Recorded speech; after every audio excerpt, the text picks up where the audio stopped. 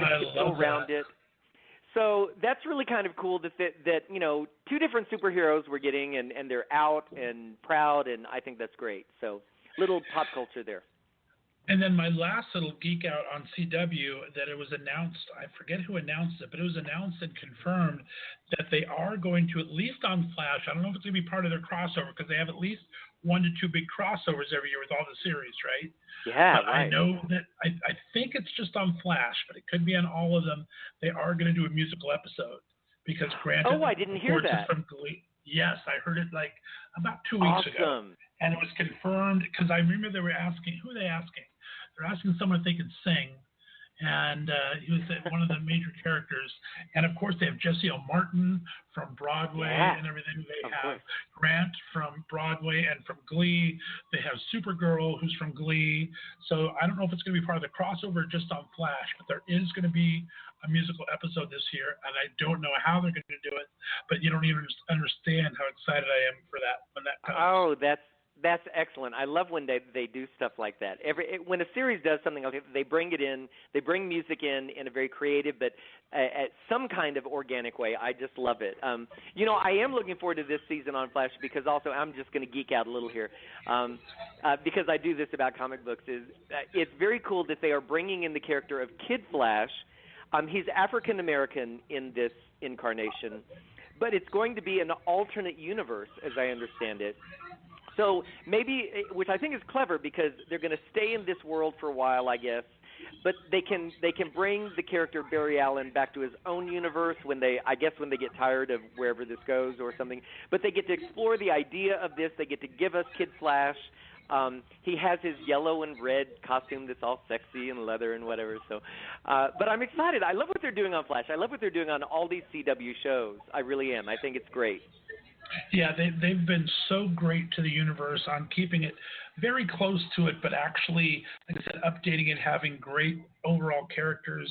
I Yeah. just think they're doing a fantastic job, and that's a lot to do with Jeff Johns, who's kind of running it all. Of course, Greg Berlanti, who's like the executive producer of all these shows. And just so great, and he's partnered. I don't think they're married. He's partnered with Robbie Rogers, who's the out soccer player for the LA Galaxy. I saw a picture of them with their son that they're raising over the weekend. So yeah, Greg exactly, Berlanti's great. He's awesome. Yeah, so cool. Yeah, we're gonna have to spend a whole show just talking about superheroes once the new season gets going here because I could talk about that all day long. Politics. To catch you up really quickly, you know, the big news today is over the weekend, 3 pages of Donald Trump's 1995 tax return were mailed, snail mail, to a reporter at the New York Times, apparently about 12 days ago now. And they took 10 days to look at these 3 pages, and they hired tax experts to look at it and to see what the ramifications would be. And the big upshot is basically 2 things. One, the pages show that he lost almost $1 billion in 1995. Donald Trump lost $916 million in 1 year. So today on the campaign trail, Hillary Clinton had to ask her rally folks, so this happened Saturday night. The news comes out Sunday, and Donald Trump's surrogates are out on the talk shows Sunday morning, and their line of talking that they were given, this is Rudy Giuliani and Chris Christie, isn't he a genius that he knows how to get around the tax code like this? He's a genius. Oh my goodness. So Hillary Clinton asked her crowd today, what kind of genius loses $1 billion in 1 year? Which I think is the better question. Sure. A lot of people seem to be upset. The upshot was kind of, well, he used this to get around paying taxes. And because of the way the tax code is written and the fact that he could write off the loss over several years, basically 18 years possibly, that he basically maybe didn't pay taxes for 18 years, period, 0 taxes. And the way this is maybe striking a chord for some people is that, you know, at the presidential debate a week ago, when she said that he maybe hasn't paid taxes, he leaned into his microphone and said, which makes me smart. And that I without missing remember. Oh my goodness, yes. and without missing a beat, and she said, and that means $0 for veterans, $0 for military, $0 for new schools, $0 for repairing bridges, $0 for repairing roads. So he's basically getting to live in America without having to pay any taxes and reaping the benefits of being an American. And so she was ready for that. So she's kind of gone forward with that. And some people, they keep going on about the idea of that he hasn't paid taxes. And to a certain degree, I understand that people are going to be upset about that. That's not bothering me so much because as long as it's legal, it is what it is for me. This is how I look at it. Now, I know some people are like, some people felt that when he said not paying taxes makes me smart, the opposite side of that statement would be, oh, so since I pay taxes, I'm stupid. Right. You know, because when you're middle class or when you're lower income, you don't have as many tax deductions available to you to take those deductions and pay less taxes. There aren't as many deductions available. So there was kind of that, but I think the bigger picture really is the fact that maybe there's still more of a smoking gun out there because she has asked him over and over, why hasn't he revealed his taxes? Well, maybe there's more of this than the rest of those taxes. The last bit that I find fascinating is technically if someone stole these returns and gave them to the New York Times, it would be illegal. So who gave him the tax returns? Well, it turns out there is one person who could legally give the New York Times these tax returns and not be held legally at fault or having broken a law. And that person is Marla Maples, his wife at the time, who he later divorced. In the chat room just said that too. They heard that. That's fascinating. Yes, because her name, they were married, and her name is on the tax return. And so she, and this is the rumor going around, because, you know, when she divorced the Donald and she left him because he was cheating on her, she left him. In their divorce decree, she had to sign a non-disclosure agreement. She can't talk about their marriage. However, if she wanted to take 3 pages of, it was her tax return too, and put them in an envelope, and by the way, the return address was marked Trump Tower. Doesn't mean it necessarily came from there, but I think it's funny. Sure. So it's very possible that Marla Maples may have sent it. We do not know that. I'm not affirming that. It is simply the rumor that everyone keeps saying illegal, illegal, illegal, unless you happen to be Marla Maples. And so it would be interesting to find out. I don't know if we ever will find out. But I do think that's Tony kind of fascinating. Tony in chat room just said that. Tony Guadagnino said that same thing. I had heard that, I thought, but I wasn't sure. That is kind of fascinating because they were married around that same time, right? So that was her. They were married, yes. And it was not an amicable breakup. So you have to wait. You know, she's had to tiptoe around. I know that she would love to say things. You've seen her in interviews being a little shut down because she can't say something or she has to give back all the money or something.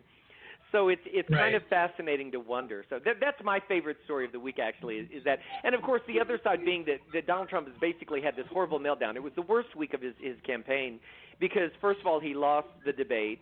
He kept trying to defend that he won every online poll, which are all unscientific. And there were like 200,000 supporters of Donald Trump on a Reddit message board giving out the instructions of how to go to all of these widgets, these unscientific polls, and if you enter into the page a certain way, you can vote refresh, vote refresh, vote refresh, vote refresh. Apparently, Gotcha. In one message, they said that they were really after the CNBC poll because it looked more official. So some of the comments were saying, we're almost there with CNBC. Keep voting, voting, vote, vote, vote, vote. So he really touted winning all these unscientific polls. Meanwhile, every scientific poll showed that Hillary Clinton won by a wide margin. And now that we've had a week pass, I saw that there were some Quinnipiac polls out today. In Florida, she's ahead by 5 now. She's ahead by I forget, single digits in Pennsylvania, but it's a comfortable 5 or 6 points. And she's ahead by 11 again now in Colorado. So she's definitely had a debate bump. So it was a good thing for her. I think it really hurt him also that he criticized. He couldn't let go of the Alicia Machado, who was the Miss Universe that he called Miss Piggy and Miss Housekeeping. How evil. So I think he really hurt himself a lot last week. But it was self-inflicted because he just can't let go of things. And so we'll see if he can do that. And I haven't been able to watch too much TV, but so I've been catching everything online when I have a chance. And I think, didn't he Saturday night or something start going to his mocking of her kind of bit when she was not feeling well, just like he did with that reporter or something? Wasn't he starting to mock people again or something? Yes, he made fun on the campaign trail. I think it was Saturday. He made fun of how Hillary couldn't make it to her car 12 feet when she had pneumonia. I mean, come on, everybody. When you have pneumonia, it's curable. It's not like she's going to die right now.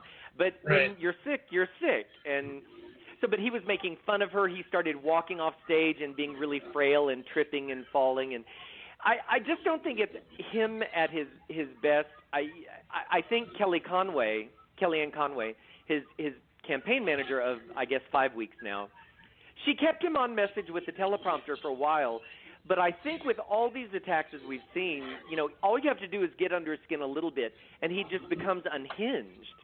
Right. And I think Hillary really struck a nerve with one or two things last week on Monday night at the debate. And it just, I want her to do that once every week now. Exactly. Just slowly unravel him. Now, you're the one who brought up and gave us some great commentary on Kate McKinnon a couple weeks back. Did you get to see Saturday Night Live this weekend?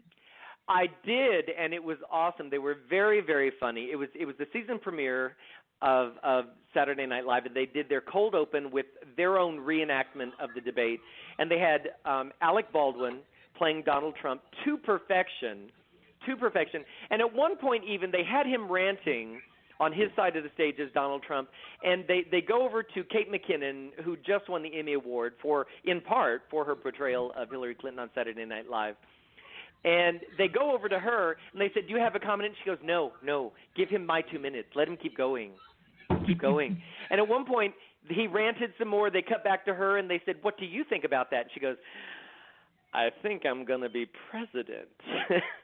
And it was just because what's funny, of course, is what great comedy is when we look at it and we can see that portrayal in real life. And that really is a very close similarity to what we saw last Monday. Is at one point he did have this moment where he was ranting, and they cut over to Hillary, and she just went, "Well," and I think that's when the famous shimmy happened because exactly.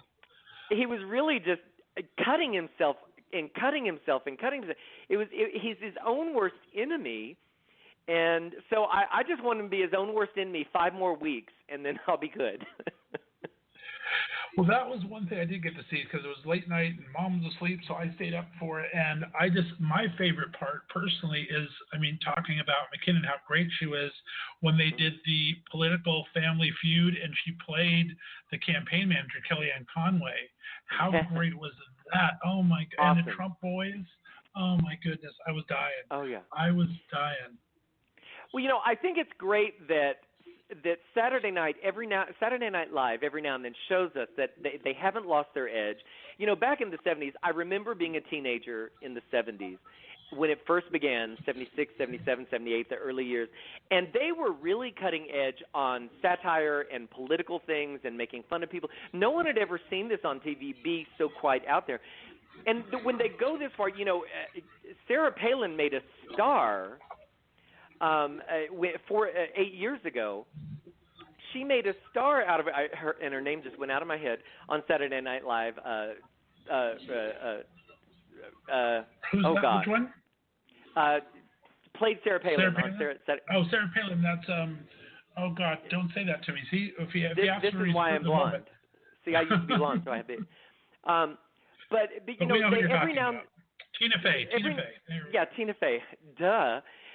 But every now and then they really hit it so perfectly, and it makes it, and it's just this heightened version of these people that's so perfect. And also I'll say, when Kate McKinnon won her Emmy, Hillary Clinton tweeted her and said, "I just think you're great. I love you back," and blah blah blah. Kate McKinnon thanked Hillary Clinton at the Emmy Awards, and there's a good naturedness to it. I'm sure Donald